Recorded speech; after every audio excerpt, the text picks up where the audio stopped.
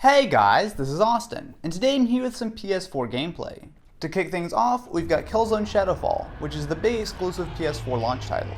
As the fourth game in the Killzone franchise, it drops you in 30 years after the events of Killzone 3 to stir up a civil war. The story definitely leaves quite a bit to be desired, however the graphics are nothing short of fantastic. Maps are enormous, with lots going on, and everything from awesome looking vistas to scores of enemies that keep coming and coming until you finally disable the alarms. While the graphics are fantastic and not too far off from PC titans like Crysis 3, the campaign isn't exactly amazing. There's plenty to get used to, as you have a companion called an Owl, which you control with the touchpad on the DualShock 4. It can help attack, defend, stun enemies, or most importantly help you get around the world as a quick zipline. The problem is the combat mostly boils down to shooting your way through waves of the same enemies in between getting lost in the often confusing levels. It's a great looking game, but hardly a must-have title. Looks like they dodged the crash.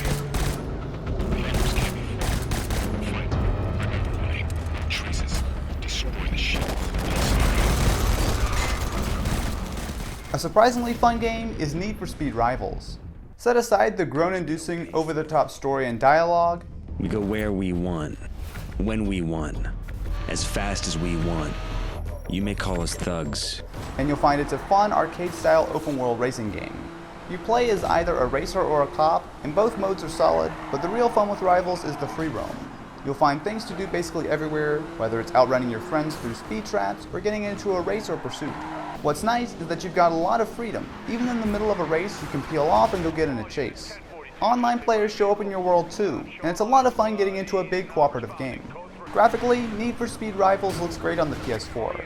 Everything moves incredibly fast, and the frame rate only occasionally dips, usually when there's a ton of stuff on screen. Interestingly, this is based on the same Frostbite engine as Battlefield 4, which means you've got decent driving physics and a few destructible things in the environment. You might not have a lot of choice in racing games for the PlayStation 4, but you could do a lot worse than Need for Speed Rivals.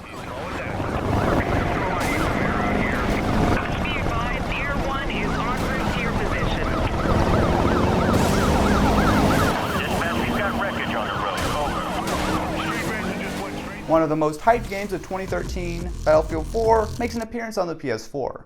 This is the latest in a line of generally excellent shooters, and BF4 steps it up a notch with more destructible environments and a fresh coat of next-gen paint.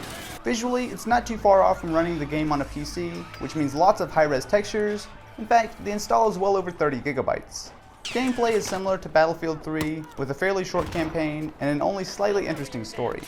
When you're in the game, it's quite a bit of fun, however at the moment it's hardly stable on the PS4 at all. It crashed multiple times on me, one of which corrupted my save, which then crashed the game until I manually deleted the save. Battlefield 4 is clearly a good game, but the technical issues make it a hard sell until it gets a few more patches under its belt. We'll be there. Incoming from the entrance!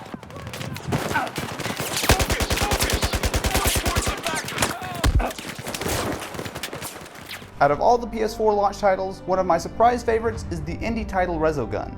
It's a fantastic looking twin-stick shooter that features a curved map where you shoot your way through the waves of different enemies while working to collect humans and bring them to the portal to safety.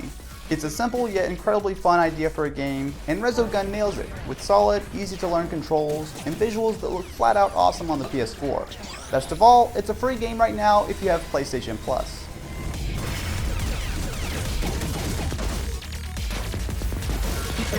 Human lost. What's your favorite PS4 game? Let me know in the comments below, and definitely be sure to subscribe to the channel so you're kept up to date with all of my PS4 coverage. Anyway guys, I will catch you next time.